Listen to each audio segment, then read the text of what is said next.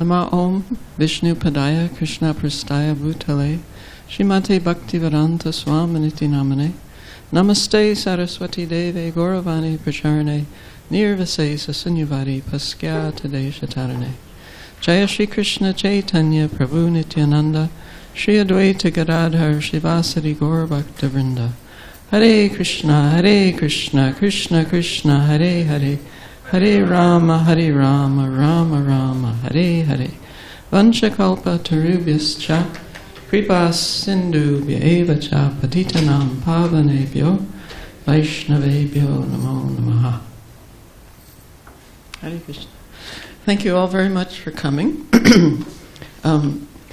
Tonight's topic, as Radha Devi Dasi mentioned, is what's a woman to do, and it may sound like it's directed towards women, but in fact it's directed towards all the genders, however many there are these days. I lost count some time ago. And actually I have to stall for a few minutes because you may see that the letters are a little broken up, and Dravida Prabhu thought it was the wire, so he has gone to get another wire, an advanced wire over this one, and he said it would take him 5 minutes about 2 minutes ago. So I'm not very good at this, to be frank, but I will try to say a few words that I was asked some time ago by a group called Pandavasena in England to make a presentation on women services in ISKCON, because that's a group of young people and they were confused, especially the women, about what they should be doing or Prabhupada wanted them to do in ISKCON. And I started off, it frankly is not one of my favorite topics. It's something I've been writing about and thinking about for over 20 years. So I started off thinking, I should try to do this, and it turns out that it's quite a complex topic. It took me probably 3 times longer than I expected to try to make a comprehensive and balanced presentation. But I felt it's really important for Prabhupada's movement because half the population is women, anyway, we'll go with that. This gets too confusing. And it's important not only for the women in Prabhupada's movement, but also for the men in Prabhupada's movement, how to understand the services of women. And it's important also for our outreach, that we're clear on this aspect of his legacy. And it's important, I feel, for the future of our movement as well. So from all angles of vision, it's an important topic and certainly not restricted to one gender. And it's multifaceted, as I'll try to point out in the presentation, which is why it's been something ISKCON has been dealing with since the early 70s. In fact, for those who have read the ISKCON histories, you will see that it's quite prevalent throughout the years. And some women become quite disturbed.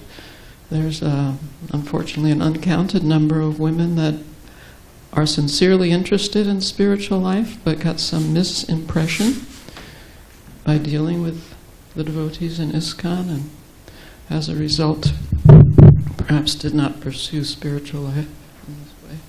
No, that works. Sorry. Do we have to get closer?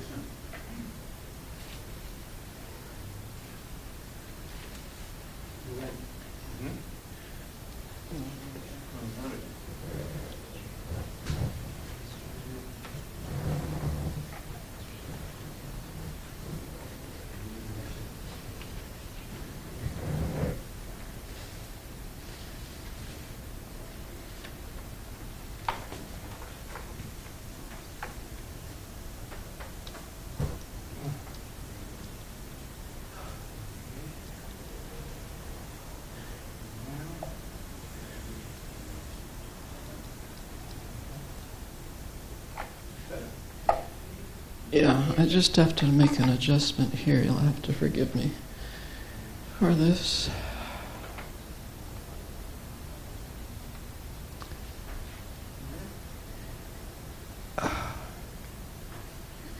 Sorry. technological troubles.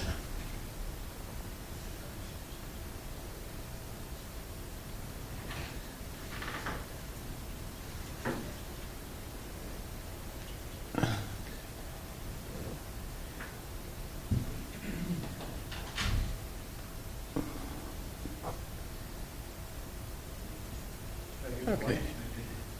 That is better. Okay. Thank you very much. It's an improvement. Yes, please. So, we begin. Trying always to be true to Prabhupada's mood and teachings. So here are the challenges. One is the male-female psychological tendencies. Men tend to feel superior to women, and women tend to defer to men. When we come to Srila Prabhupada's movement, we brought with us different cultural, societal, familial, and personal expectations about what men and women can and cannot, or should and should not do. Our understanding of Srila Prabhupada's statements, example, and mood related to women vary widely. We may mistake some past and present values and customs of traditional India as Vaishnava values taught by Srila Prabhupada. The sexual attraction between men and women, we overlook or minimize it at our peril.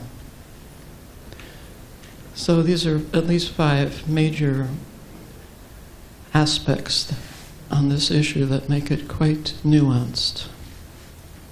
So here's an overview of this presentation.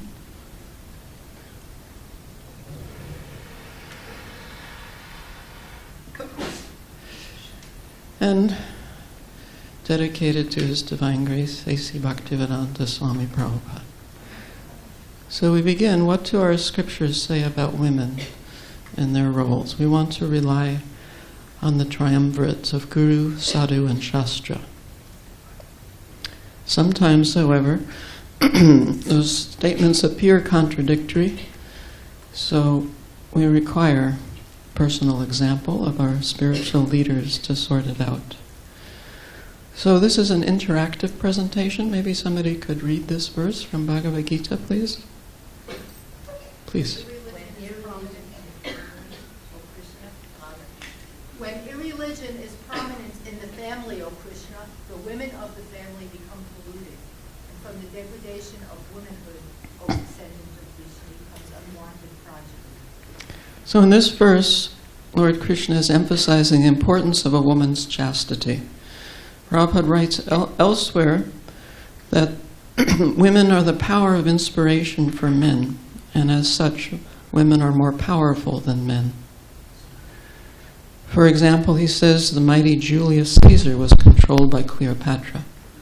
And Prabhupada writes, such powerful women are controlled by shyness.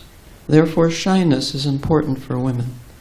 Once this control valve is loosened, havoc and unwanted children who disrupt their parents' lives and later on may disrupt society, can result. Another reader, please, loudly. Where is it? Raise your hand. Hold it. We got a mic here. We're in good hands. To render service to the husband, to be always favorably disposed toward the husband, to be equally well disposed toward the husband's relatives and friends, and to follow the vows of the husband. These are the 4 principles to be followed by women described as chaste. So this is from the 7th canto of the Srimad Bhagavatam. And what we're hearing about is a patriarchy, a system of society in which men hold the power and their wives are supportive of them. So we can look, what is the result of a woman's chastity and of supporting her husband? Another reader, please.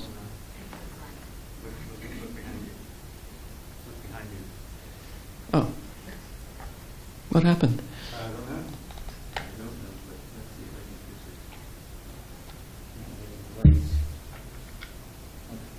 I can What happened? Some connection is weak. Okay. Wonderful. You're going to read it? Yeah. Can you read it? Sure, Seva? We're going to find out. Yeah. Go ahead. I'll be amazed, but... Not always Not only was Mother Sita powerful, but any woman who follows in the footsteps of Mother Sita can also become similarly powerful. There are many instances of this in the history of Vedic literature. Whenever we find a description of ideal chaste woman, Mother Sita is among them. Mandarai, the wife of Ravana, was also very chaste. Similarly, Draupadi was one of 5 exalted chaste women. As a man, most follow great personalities like Brahma and Narada. A woman must follow the path of such ideal women as Sita, Manthara, and Draupadi by staying chaste and faithful to her husband. A woman energizes herself with supernatural power. Oh. What is your age? How old are you? 8. Are all 8-year-olds in SanDiego like that? Only the girls. Oh.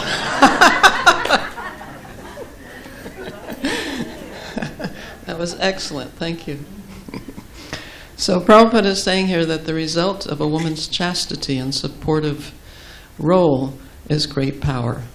And he mentions that Ravana, who was the greatest demon in the universe, was defeated because he was cursed by Sita Devi.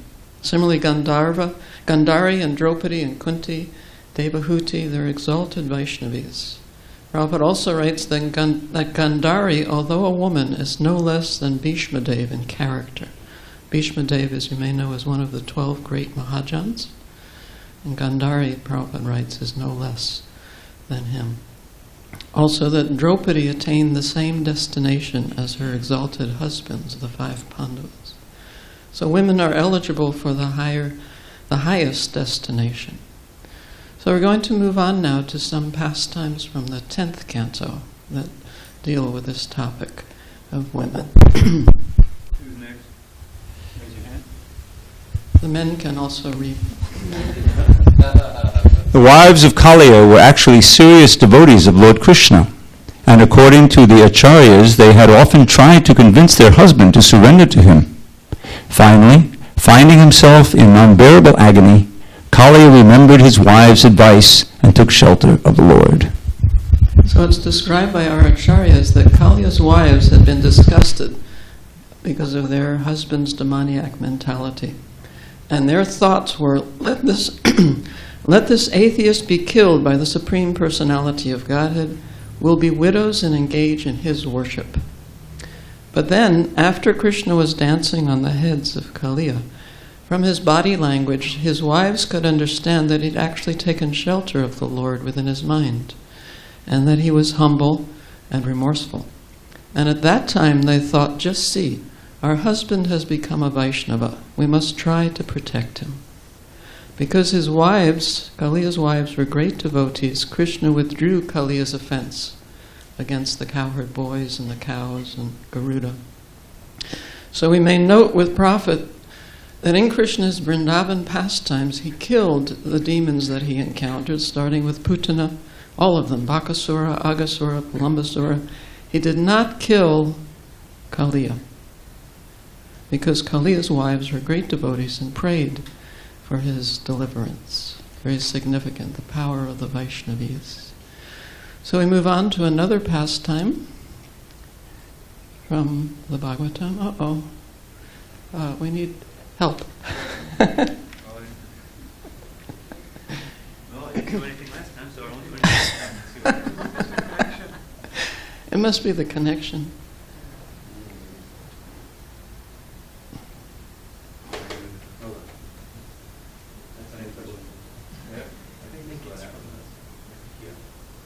What happened? It's searching and with the HDMI, and now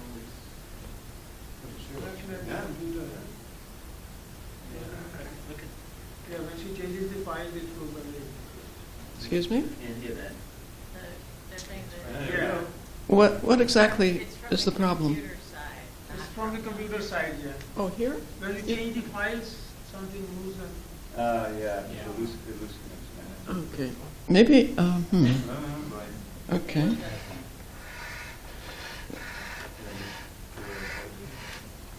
Well, if we can put this here so it's not hanging.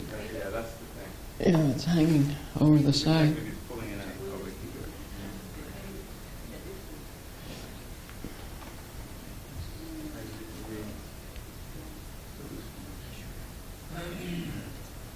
it. Okay, Hare Krishna.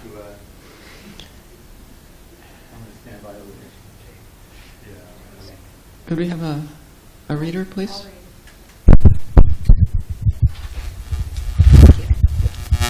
Because the wives of the Brahmanas were great devotees of the Lord, the foolish Brahmanas received spiritual benefits and finally came to their senses. Taking note of their wives' pure, transcendental devotion for Lord Krishna, the Supreme Personality of Godhead, and seeing their own lack of devotion, the Brahmanas felt most sorrowful and began to condemn themselves. Thank you. So the husbands, the Brahmins, noted that their wives had perfected their transcendental attachment for Krishna, and they did not even have a trace of attachment left for home, husband, children, and so forth. So from that very day, the husbands accepted their wives as their worshipable spiritual masters, and no longer thought of them as their wives. So clearly the Shastras, like Krishna, are directing us past bodily designations to the essence of each individual, to each individual's bhakti. So we want to see how Prabhupada translated these roles. He was transporting an entire culture from one milieu to another, from India to America. And he wanted to leave the message intact and also make it practical and appealing to the young persons who came to him for guidance. And of course we know these young persons at that time were very interested and accustomed to promiscuity.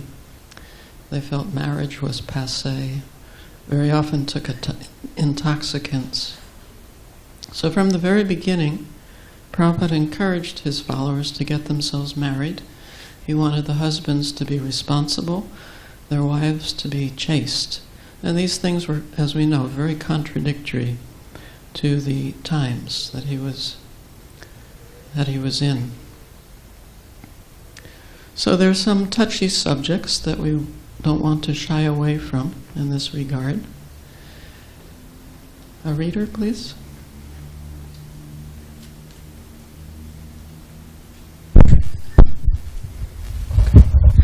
A man's psychology and woman's psychology are different. As constituted by bodily frame, a man always wants to be superior to his wife, and a woman, as bodily constituted, is naturally inferior to her husband. Thus, the natural instinct is that the husband wants to post himself as superior to the wife, and this must be observed. So as we mentioned in the beginning, there's a difference between the male and female psychology. And we've found, by observation and personal experience, I have found that if we ignore or defy or try to correct this natural psychology, the relationship between men and women, husband and wife, or even outside of marriage, can become ugly very quickly. So these kind of guidelines can be helpful for us. I read an article about a year ago in the New York Times about Angela Merkel, who has been the Chancellor of Germany since 2005. So I wanted to read a few sentences from this article. Angela Merkel has spent her political career playing down her gender, shunning a feminist label, offering modesty, caution, and diligent preparation as implicit contrast to male swagger. She honors the male-female psychology by being often invisible because she painstakingly built consensus behind the scenes and avoided claiming credit for ideas she often originated. So in other words, she would have an idea how to help the people of Germany, and she could give that idea to a minister, and he would present it as if it was his idea. And she was fine with that. It's not that, hey, that's my idea. The point is, the goal is to help the people of Germany, and if it comes from her or a minister, she was not concerned in that way.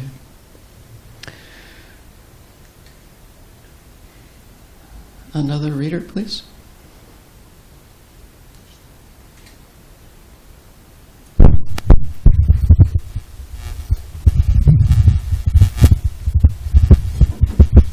The actual system is that the husband is spiritual master to his wife.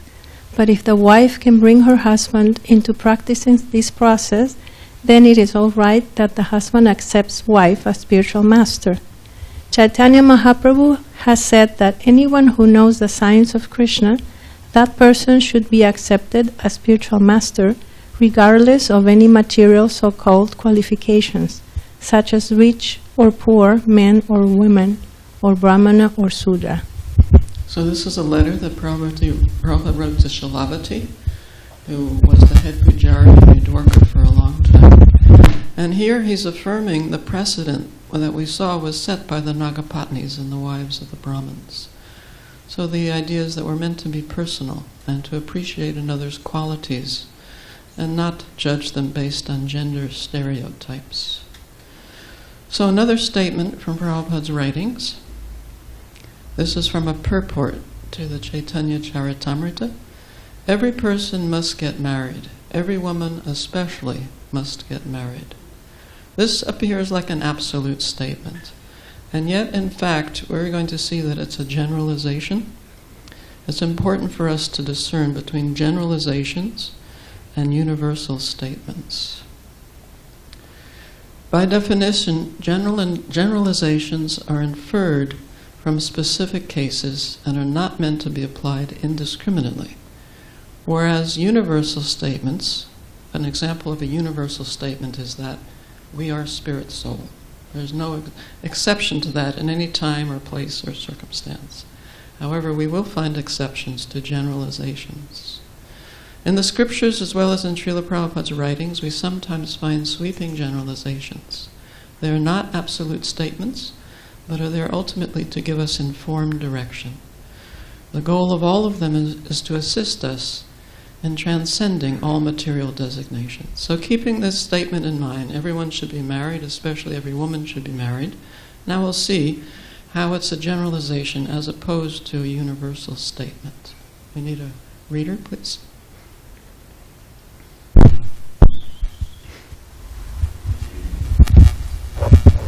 Srila Prabhupada. If one can remain without marriage, then that is first class. Rupa Nuga asks, women also? Srila Prabhupada, women also. What is the use of this material husband? Make Krishna husband. Krishna is prepared to become everything. Love him as husband, love him as son, love him as a friend. So Prabhupada is broad-minded, narrow-minded. And his idea is that all of us become Krishna conscious. And he left room for individuality and how we achieve that goal. Because Krishna consciousness is a dynamic and variegated process. We need another reader, please.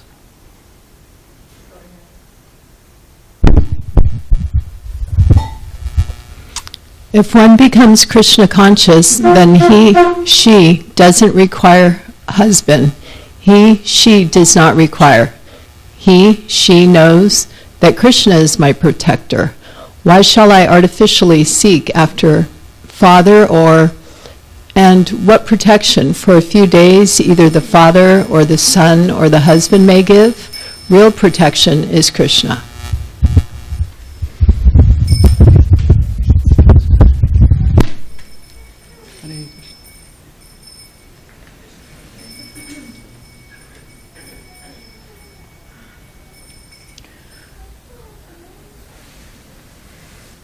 So we have a number of examples in our movement of women who are not protected by father or husband or son, who are doing valuable service. I live in Alachua, and the temple president there for the last 11 years is Mukhya Devi Dasi, and no husband, no son who's protecting her, no father who's protecting her, doing wonderful service. Similarly, Malati, I'm sure all of you are aware of Malati. Another devotee is Kaishori, she works for the BBT, an editor. Prashanta in Vrindavan. So there are many. We want to note with caution at this point, though, that it's not encouraged to become artificially renounced, that is, to remain single out of a desire for prestige or out of frustration. This does not benefit the individual, but rather leaves them unhappy and vulnerable. But if it's done sincerely, then it's glorious, whether male or female. So these quotes are fairly easy to understand. We want to look at some more challenging statements. Here we have one. Generally, all women desire material enjoyment. They are called less intelligent because they are mostly prone to material enjoyment. This less intelligent has become a stumbling block for many, many people. So we really want to look at this closely. It is, again, a generalization. That is, it's inferred from specific cases. It's not to be applied indiscriminately, as if it's a universal statement. So here's a room conversation with Srila Prabhupada.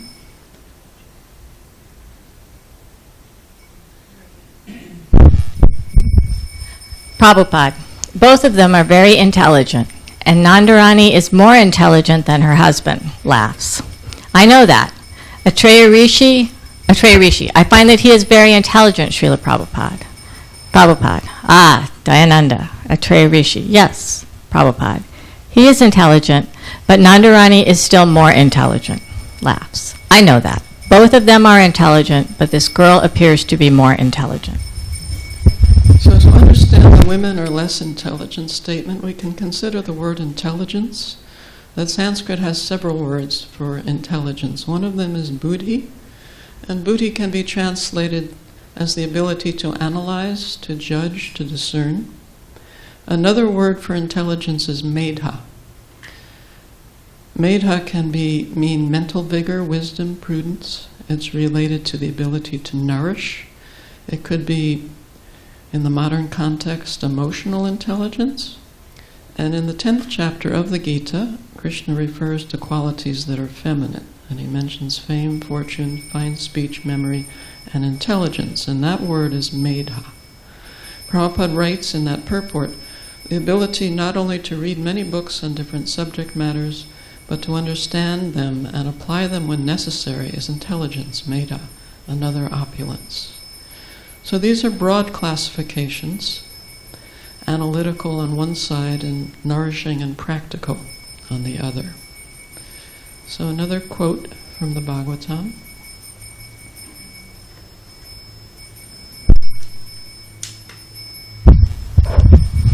The Lord is so kind that he does not show special favor only to one who is a great philosopher. He knows the sincerity of purpose. For this reason only, women generally assemble in great numbers in any sort of religious function. In every country and in every sect of religion, it appears that the women are more interested than the men.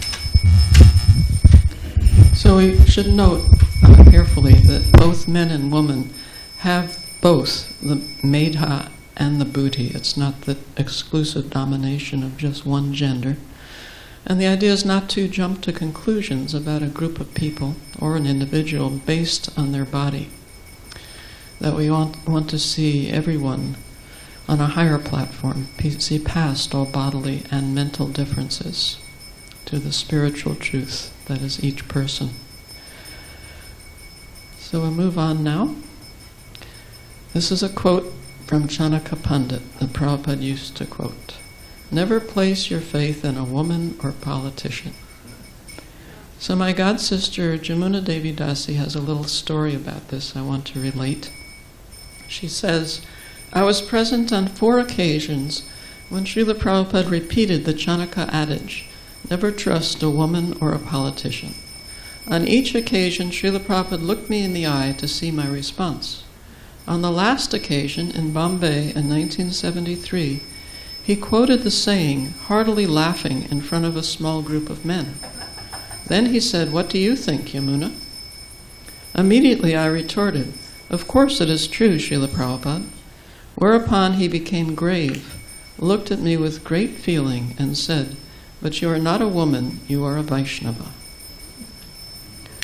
So I asked Yamuna why she agreed to this statement, never place your faith in a woman or a politician.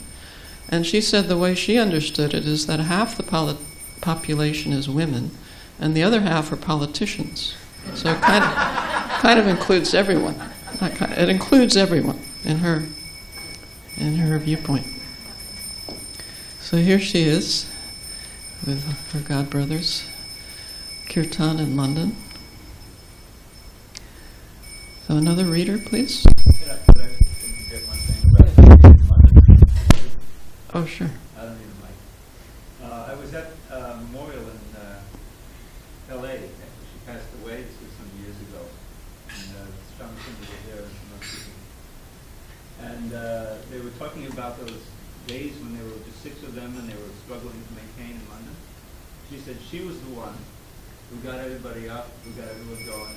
She was the temple president. Otherwise, that she was actually the driving force of that.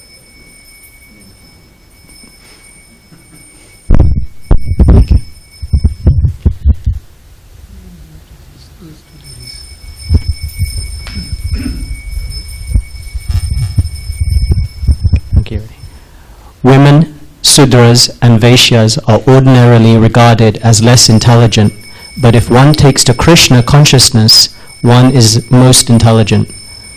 Although Kunti had the body of a woman, she was a devotee. Therefore, she was not like an ordinary, unintelligent woman. Rather, she was the most intelligent, for she recognized Krishna to be the supreme Godhead. So the idea here is that no material qualification can satisfy the Supreme Lord. What he is satisfied by is our endeavor to become sincere devotees and develop our devotional service to him. So from the point of view of Krishna, unless and until we're elevated to spiritual consciousness, we're conditioned and fallen. So those of us who are spiritually inclined are more intelligent than those who aren't. And on the spiritual platform, everyone is equal. Krishna himself does not discriminate. So we move on to classifications. Prabhupada wasn't a warm, fuzzy guru, as we can see from his quotes that are quite forceful, we say. He says, and even Krishna himself in the Bhagavatam, we have this quote from the Bhagavatam, "Men who are like dogs, hogs, camels, and asses praise those men who never listen to the transcendental pastimes of Lord Krishna, the deliverer from evils." So this is not warm, fuzzy language. There's reasons for classifying groups of people. These are the reasons, some of them. We can understand our conditioned predicament. We can start rising spiritually through purification. And we can get an indication of where we are on Krishna's all-encompassing material map and how we can move forward to achieve our desired destination.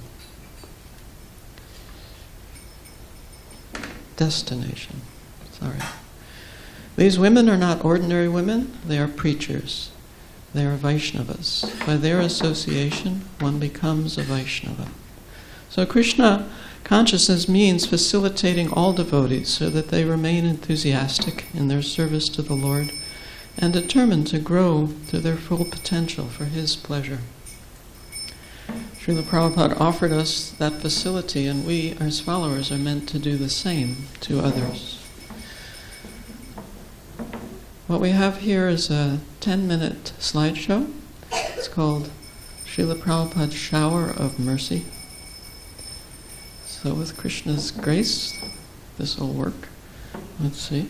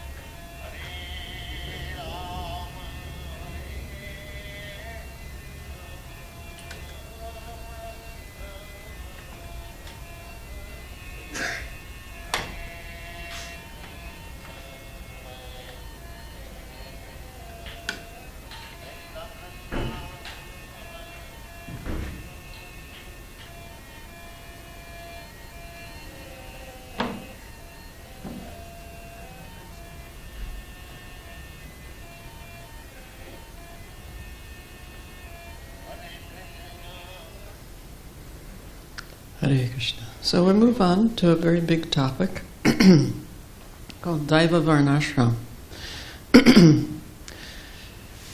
And we'll see how women can be fully accommodated in Krishna consciousness through Daiva Varnashram. So we do need a reader, please. Please wait for the microphone. Srila Bhaktisiddhanta Saraswati Thakur wanted to re-establish Daivi Varnashram.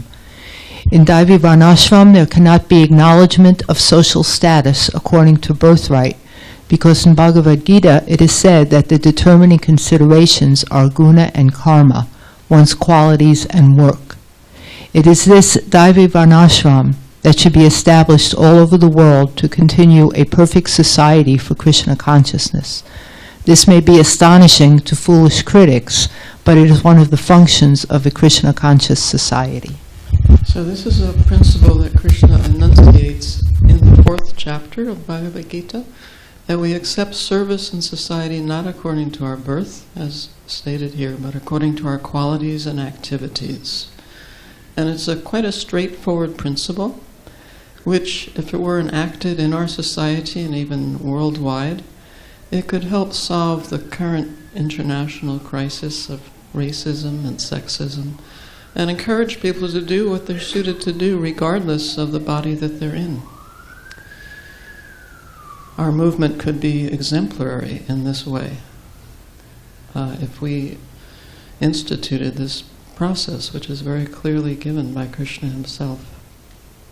However, for women there are nuances to this principle, as we'll see here. Would you like to read? Yeah.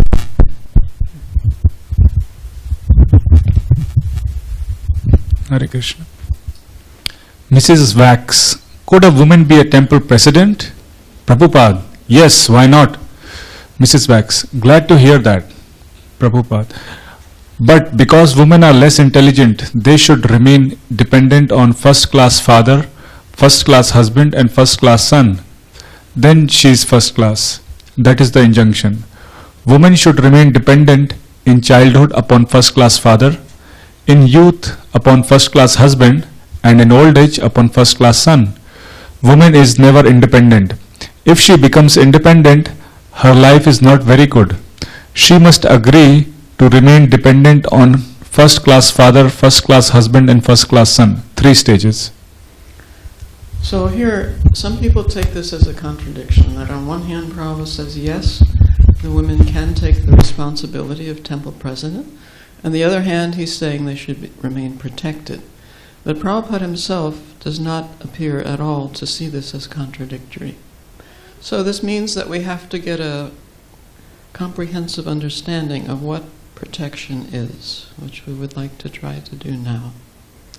Ultimately, like everything in Krishna consciousness, protection is to help us advance in Krishna consciousness. A reader, please.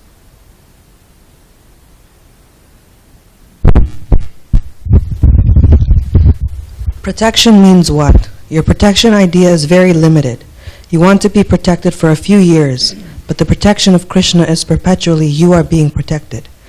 Tyaktva dhyam punarjam nati. You don't get any more material body. This is the real protection. So here Prabhupada is doing what he very often did, is taking this idea of protection to a very high level.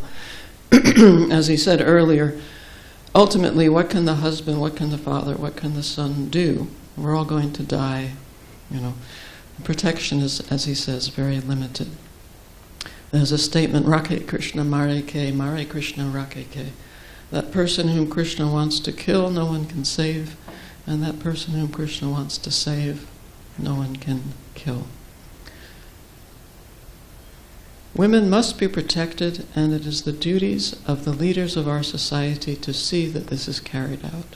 So we don't want to minimize this principle of protection for women. We know now in America that we have this Me Too movement, that sometimes men are so unqualified and uncontrolled that they impose themselves on unwilling women. So women need to be protected from such men, there's no question. One way certainly is for a woman to serve in a society of sincere devotees. And in that environment, she can fully utilize her talents in Krishna's service. And that absorption itself, her absorption in her service, is another type of protection for her. Women should always be protected. That is, protection does not mean negligence. No. Protection means to give him, her, all facilities. That is protection. So protection, we can understand, is to remove the physical and mental and emotional obstacles to someone's spiritual progress, to facilitate that person in their service, whatever form that service may take. How did Prabhupada protect women? He educated us about our identities as spiritual beings. He engaged us in devotional service, a process by which we can attain liberation from death and rebirth.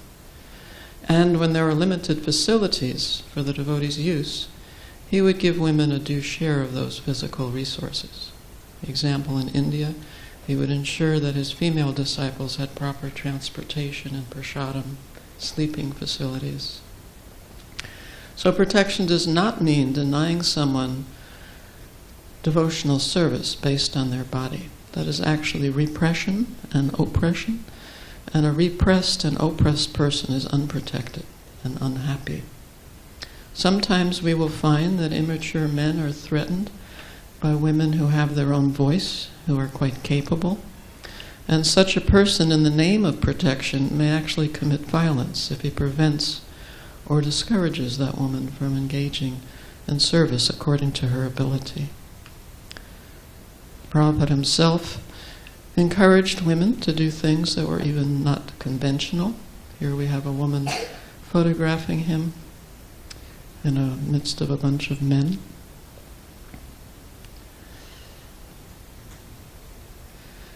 In the glorious days, or before the advent of the age of Kali, the Brahmins, the cows, the women, the children, and the old men were properly given protection.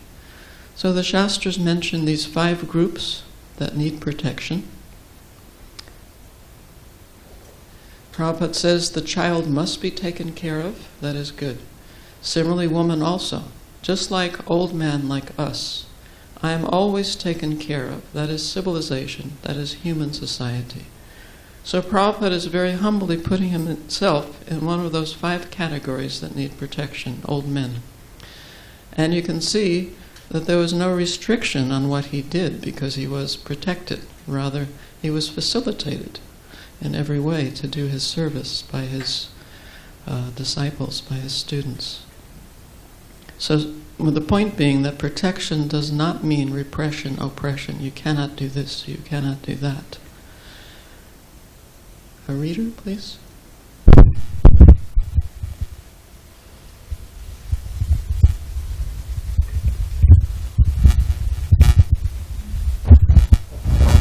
Prabhupada, if a woman is perfect in Krishna consciousness, just like Devi, Lord Nityananda's wife, she was Acharya. She was controlling the whole Vaishnava community. Atreya Rishi, Lord Nityananda, Prabhupada, wife, Devi. She was controlling the whole Gaudiya Vaishnava community. Atreya Rishi, do you have references about that in any of your books, Srila Prabhupada? Prabhupada, I don't think, but there are many acharyas. Maybe somewhere I might have mentioned. It is not that women cannot be acharya. Generally, they do not become. In very special case. But Devi was accepted as, but she did not declare. So the point is in Daiva Varnasrama, we're talking about Daiva Varnasrama. We do the service we're qualified to do. Hare Krishna. We do the service we're qualified to do regardless of the body we're in. And we're encouraged to do that service. So we don't feel threatened by others who are excelling, Vaishnavas who are excelling, whatever their gender. Rather, we feel proud of them and what they can accomplish by the grace of the Lord.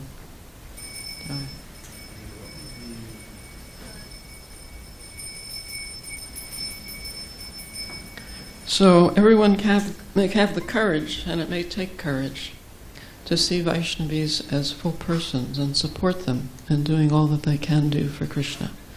This is a vital part of Srila Prabhupada's teachings and his personal example as well.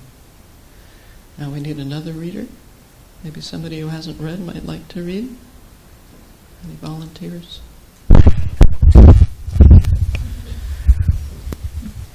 Professor O'Connell, is it possible, Swamiji, for a woman to be a guru in the line of disciplic succession?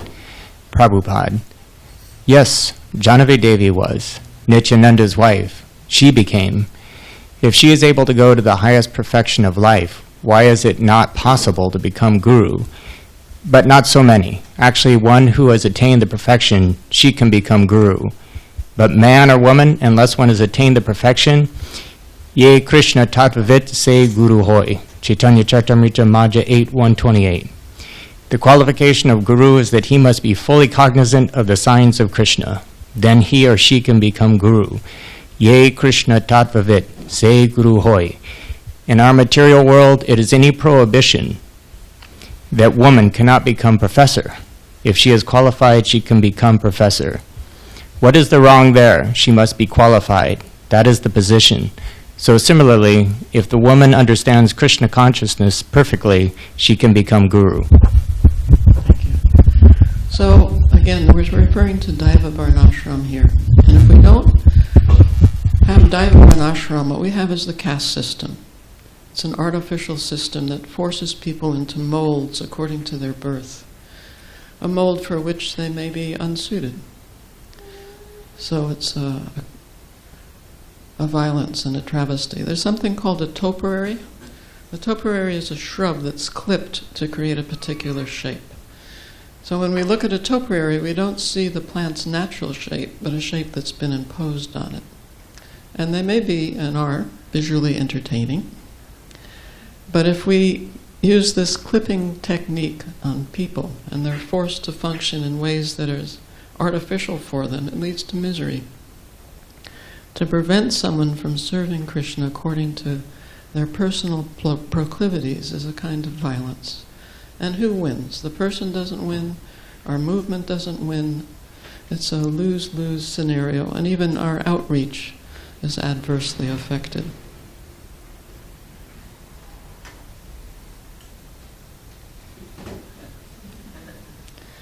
Now, by contrast, there's this idea of empowerment, which is more or less the opposite of this forced topiary method, which means empowerment means to recognize and encourage and facilitate another's abilities and create an environment that they can work in a stronger and more confident way.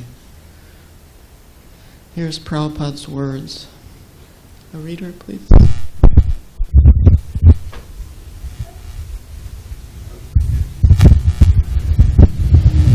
Our leaders should be careful not to kill the spirit of enthusiastic service, which is individual and spontaneous and voluntary. They should try always to generate some atmosphere of fresh challenge to the devotees so that they will agree enthusiastically to rise and meet it. That is the art of management, to draw out spontaneous, loving spirit of sacrificing some energy for Krishna. So when book distribution was in full swing in the 1970s, there were two excellent book distributors who went to Srila Prabhupada and they offered to travel and train devotees how to distribute books effectively. And they said we can explain to devotees and give them lines so that people stop walking, other lines so that they hold the book, they open the book, they take out their wallet and pay for it. And in response, Prabhupada said, simply you teach the devotees how to be sincere. And then if they're sincere, Krishna from within their heart, he will inspire them to say the right things, to effectively distribute books. Prabhupada said that each person is his own genius. Each person is his own genius. It was a very powerful statement. Prabhupada expected greatness from all of us. And greatness is evoked when we're encouraged to fulfill our abilities to the complete extent that we can. Great people usually have around them somebody who expects them to be better than they have any intention of being. Expectations are very powerful. It's been shown that teachers who have high expectations of their students invariably fulfill their high expectations. And conversely, if teachers enter a classroom thinking they're going to have all sorts of troubles with their students, academic troubles, behavioral troubles, that expectation is also fulfilled largely. Prabhupada writes in his purport to the third canto, "The mercy the Lord bestows upon a particular person engaged in executing the responsible work entrusted unto him is beyond imagination. But his mercy is received due to our penance and perseverance in executing devotional service." This is Prabhupada with the younger brother of Srila Bhaktisiddhanta Saraswati Thakur. So we want to read once more this important letter Prabhupada wrote to Himavati.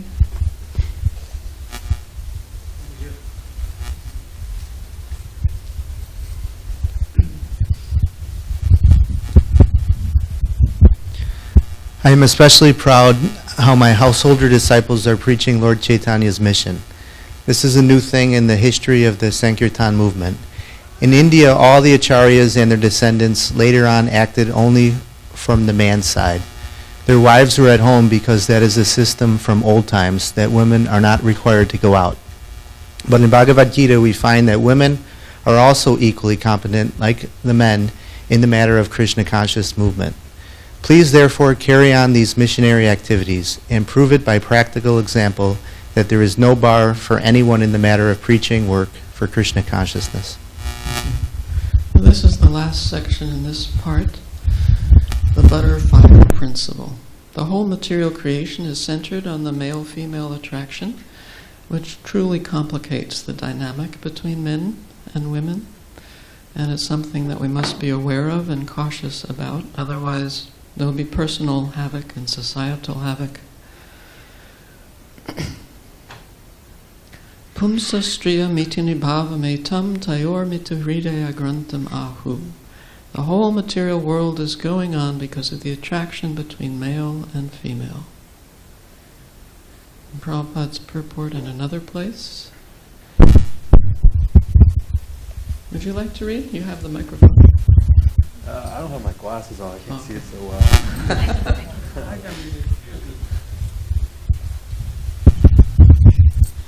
Unfortunately, in this present civilization, both men and women are allowed to be attracted to one another from the very beginning of life, and because of this they are completely unable to come to the platform of self-realization. They do not know that without self-realization they suffer the greatest loss in the human form of life. The span of youth expires very quickly. One who wastes his life simply by committing sinful activities in youth immediately becomes disappointed and disillusioned when the brief period of youth is over. The strong desire for sex will continue as long as we are in material existence because sex is the center of all material pleasure. This is something we don't want to ever ignore or take lightly. Prabhupada is asking us to be serious about Krishna consciousness, to keep Krishna and the spiritual master always in the center.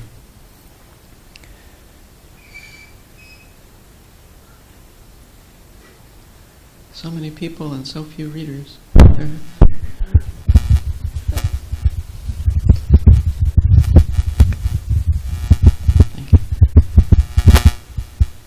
Sometimes our Krishna consciousness movement is criticized for mingling men and women, but Krishna consciousness is meant for everyone.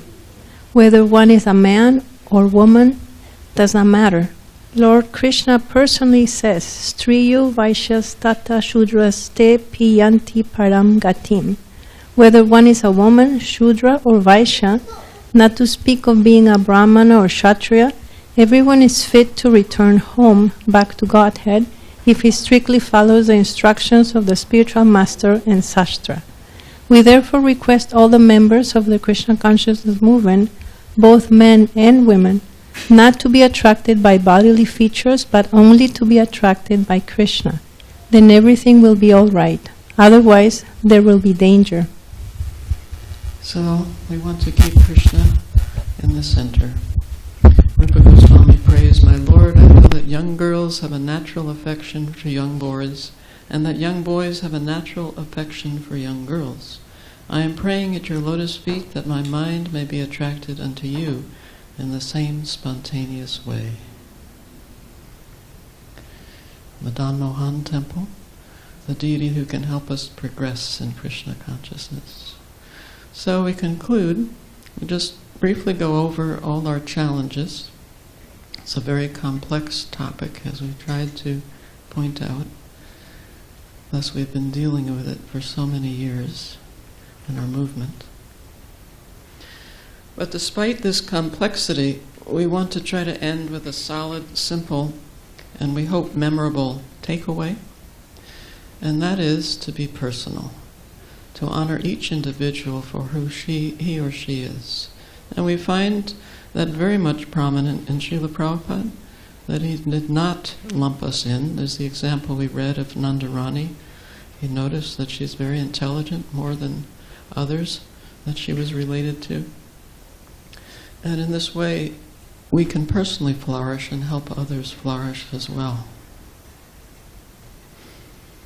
And there's, as I mentioned, a dire need for this, both in our society, our Hare Krishna society, as well as in society at large. Prabhupada was an expert encourager. Everyone should be allowed to render service to the Lord to the best of his ability, and everyone should appreciate the service of others. Such are the activities of Vaikuntha. Since everyone is a servant, everyone is on the same platform and is allowed to serve the Lord according to his ability. This is Srila Prabhupada's legacy.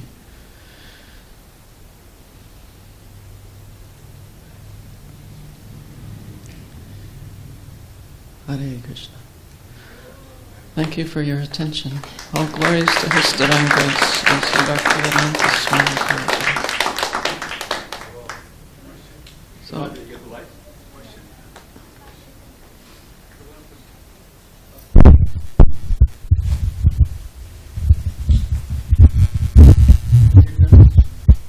yes, I think, well, how are we for time? It's about 7:15, I think. An hour? Yeah, it's a whole hour. Okay. What usually happens is prasadam now, or? Time for questions. There's some time for questions. Okay. How much time? I don't know. I mean, I've never heard Oh, I'm not either.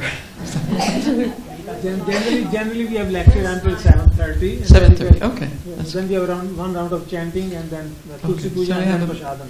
we have That is the normal schedule, but we can Thank you. change today. Well, we have about 15 minutes. That sounds good. Hare Krishna Mataji, thank you very much for wonderful touching upon beautiful points. Being from a professional background, like working in IT and like being experienced in the field of IT, working there, and also seeing in the temples, different places. I had this question, which is twofold. The first is one of the slides mentioned about the qualities of a leader. He should inspire those who are under him and assign those work which they like to do, like based on their gunas, and as well as in the field of profession, the same thing applies. But there are situations where someone is stuck in a work which is not based on their own abilities, but due to some situation where they have to work, or you're bound to work. So there are some situations where you have to do those things. So first question is, how do we deal with such situations where the work that you are doing is not necessarily based on your liking or your abilities? So that is the first question. And second question is, how to deal with such leadership where they have that expectation to get those things done which you really don't like. Yeah, that's emergencies. What? But it sounds like my son. That's an emergency situation, and also in ISKCON we had such situations where people had to do things because they had to be done, even though the person involved maybe wasn't suitable for that particular service. So emergency cannot go on successfully for a long time. There's a beginning, a middle, and an end. And then at the end, the end should be there. If the end is not there, it's certainly a big problem. But at the end, then one hopes one can engage in the service that is according to one's propensity. So if you understand, okay, I have to do this now, it has to get done, there's no one else to do it, but there is an end to it, then perhaps you'll have the toleration to see it to the end for the good of the situation, the society or the company, whatever the situation is. And the manager should facilitate that also, that it's not ongoing, this is a temporary thing. And that when it's over, then you'll be more facilitated according to your own propensities and proclivities. But if it goes on for a long time, it creates great distress and unhappiness and disturbance. Thank you very much for coming and sharing with us. It was a wonderful presentation. Oh, thank you. One thing that I really appreciated, if you don't mind me saying, was when you were delineating on the difference between generalizations and universal or absolute statements. Because it seems as if the people who have the hardest time with accepting what you've shared with us, they try to point out the generalizations as absolutes. So if you want to comment on how, it seems like common sense, intelligence, or revelation from Guru and Krishna are required to understand the proper conclusion. Mm-hmm. That statement, I think Srila Prabhupada, that British writer, we both read the Bible day and night, you see black and I see white. Both are quoting, but... Yeah, I think Prabhupada had a way of speaking, and maybe many of us have a way of speaking, that we may say generalizations as if they seem like absolute or universal statements, but they're not intended that way. And if you read with an open mind, you can see other statements, as I was trying to do, that show it's a generalization, it's not a universal statement. And if we come to Krishna consciousness with certain conditioning, preconditioning, that this is what men do and this is what women do in this example, then we're going to fail to see these generalizations and we'll take them as universal statements to our detriment and the detriment of those around us.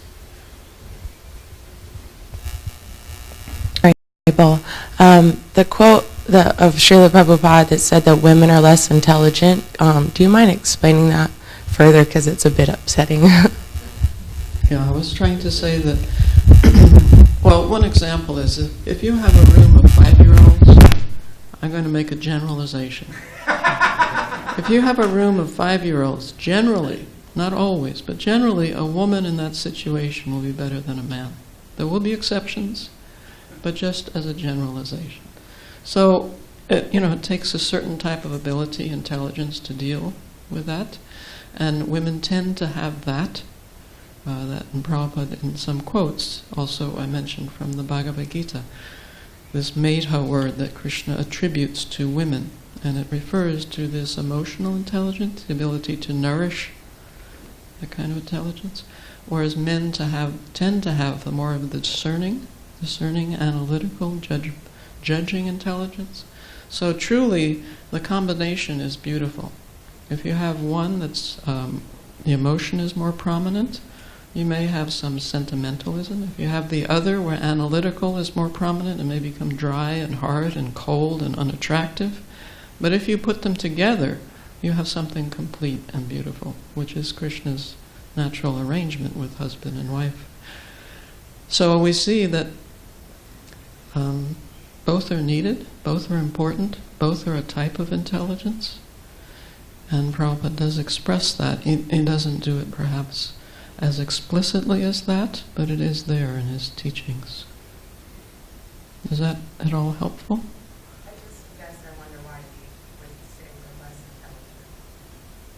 intelligent. Yeah, what I was trying to say is this buddhi, which is the ability to analyze, generally, not universally, both men and women have both the emotional and the analytical abilities, but generally you'll find the men more with the analytical and the women more with the emotional. Not that one is unimportant and the other is important, they're both important. And the combination, as I was saying, is something very complete and beautiful.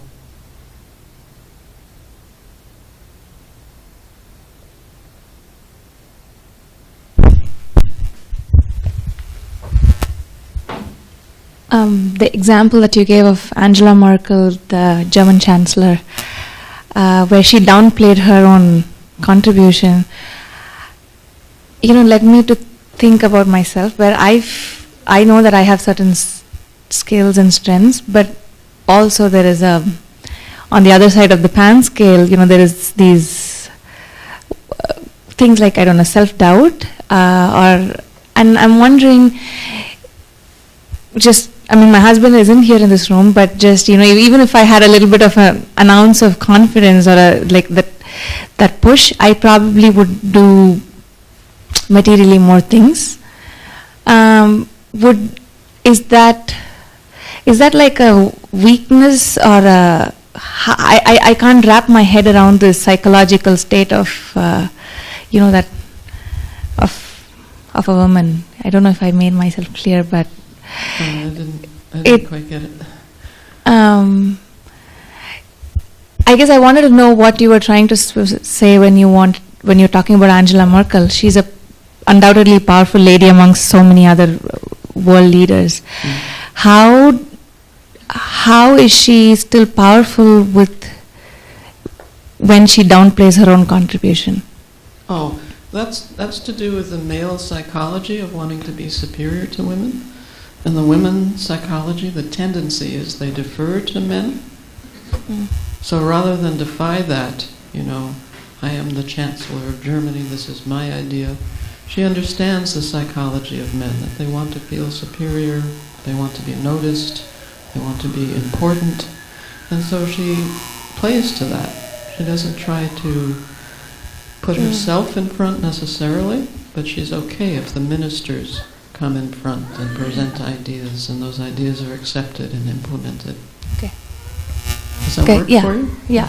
That was the idea of the tendency, the psychological tendency between the sexes, and how the women, one way a woman can deal with that tendency is the way that she does. It's just an example of successfully dealing with the male psychology.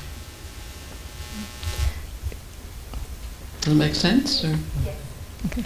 I'd actually just like to address that a little further, because I think it's something that a lot of us women struggle with. And first of all, we have to remember that Angela Merkel isn't not doing something. She's making things happen. It's just the way that she's communicating.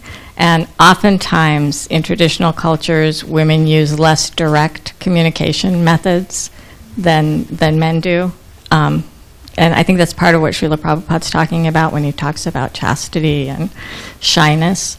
But the most important thing is to engage our abilities and our interests and our senses and everything in Krishna consciousness. If we have some service we could be doing and we're not doing it because of self-doubt, that's something to look at. Because that's not what shyness means. That's not what, being a chaste woman means. Thank you.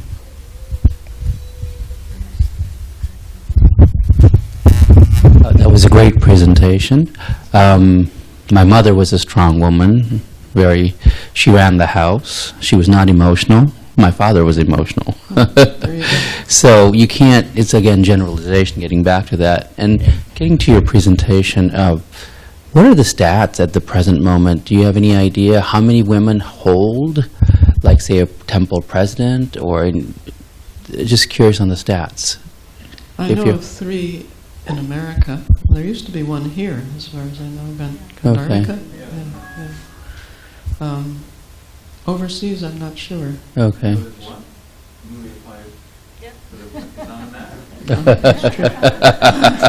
Congratulations. Anyway, yeah, it was a good presentation. I'm of the male gender, but if I was a female, this would be empowering, you know. Thank you very much. Thank you.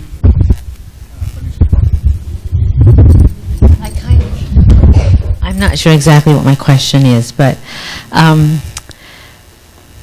so as a woman, and when you see something in, let's say, in kind of an authoritative position, something happening or some kind of process that's being followed, whether it be temple procedure or something like that, and you don't think that it's, or not don't think, but think it could be done better, or so how would somebody approach that, especially if maybe the people that are involved aren't thinking that you know what you're talking about?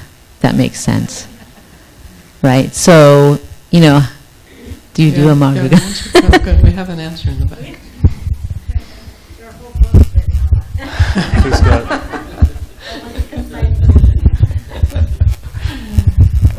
If I may? Please. Thank you. That was going to be my statement or idea. In my experience, sometimes with the leaders or other people, men in the audience mostly, sometimes we will delegate a man to give her idea to the leader, and they can accept it more easily with their ego. A couple of times I've said something to a GBC, and he would say, "Oh yes, in social realms, we are supposed to listen to women." Okay. So, you know, then it was like that.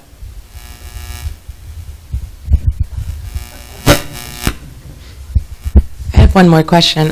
When I was little, in this temple room, I remember the women had to be in the back and the men at the front, and I had to wait for the men to offer flowers to Prabhupada, and I was just wondering where that stemmed from. Now it's changed, but I was just wondering if that was a time change or where that came from.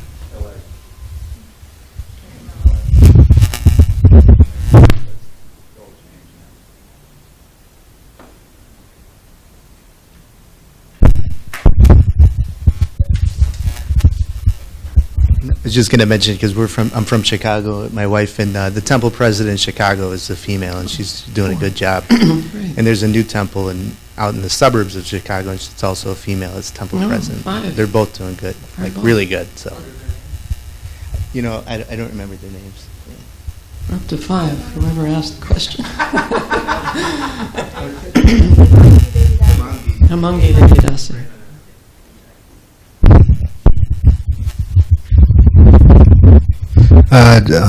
Regarding the last question, sending it back, when I joined the LA Temple in 1972, in February, the women were on one side, the men were on the other side. So this was introduced later, for what it's worth. Sorry. I've been thinking about this question of how do Vaishnavis get their voices heard, and I have to say that my own experience has been that the Vaishnavas advocating for me has really helped me. You know, so it's not just on us, Prabhus. You know, I'm like so grateful for the men in my life who have said, you know, please listen to this person. She has something to say. Thank you. I hope all the men heard that. I just want to let you know that I was at the LA Temple this morning at 7 a.m. and the flowers, men took turns. One time men. So I think it's great.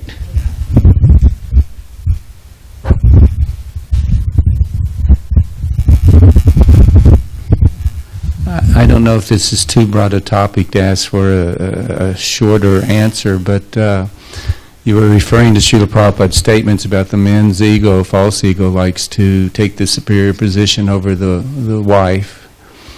I've heard nobody explained the dynamic between a successful husband and wife relationship in Bhaktivedanta Purnaswami.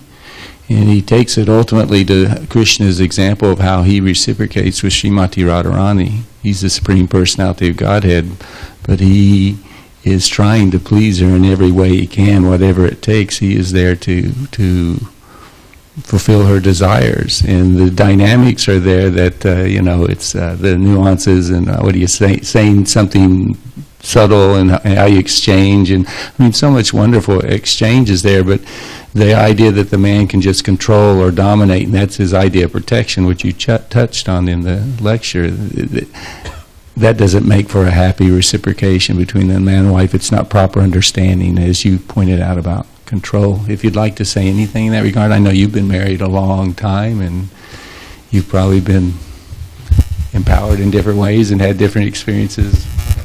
Well, it's described that Radharani has 25 transcendental qualities, and the 25th is that she completely controls Krishna.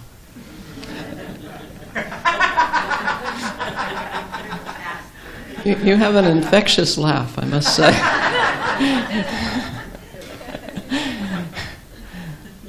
It's a wonderful infection to have. All right, it might be 7:30. Okay. Thank you so much for your attention. Okay, is there one more? We can have one more? I think so. Well, reason Prabhupada thinks women are that intelligent, and I can tell you from my own raising up in a village. Before independence of India, and he's a product of India pretty much before the independence. In village, they never sent girls to school, only the boys. Even my mother never went to school, my sister never went to school, and only parents sent me to school. After independence, it was mandatory to send all the kids to the school. So I can understand why he was making that kind of a comment. So, and even my father, I remember, used to make those kind of comments too. And those, his age elders in a village, they always think the women should be behind the curtain. And so, but today in India, women doing better than, girls doing better than boys. So that statement is totally, I don't agree with what he said. So whatever his intention was, but to me, the way he raised in India, that's what I can say. Would you like to comment on that, Drupada Prabhu? Comment on the comment.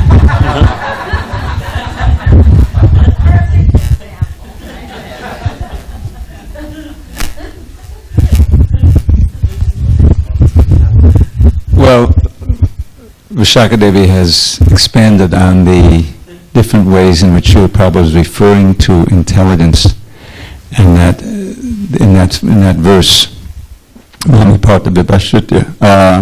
one about the 7 feminine things.